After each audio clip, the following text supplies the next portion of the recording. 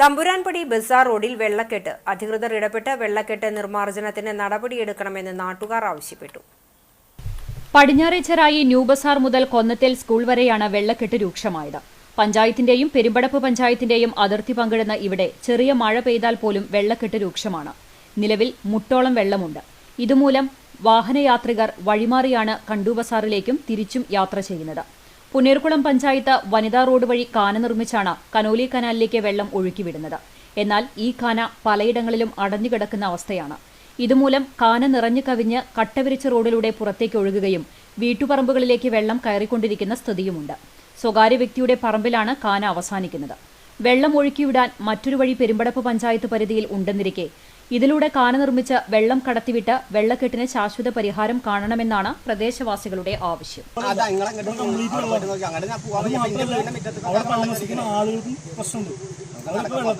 ഒരു മഴ പെയ്തു കഴിഞ്ഞാൽ 4-5 ദിവസത്തിന് അവർക്ക് വെള്ളം പോണില്ല.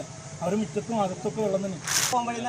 അതിലെ വെള്ളം പോകാനുള്ള സൗകര്യം അങ്ങോട്ട് അതിലെ റോഡിൽ ആ റോഡ് അതിന് കാന പണിത പ്രശ്നം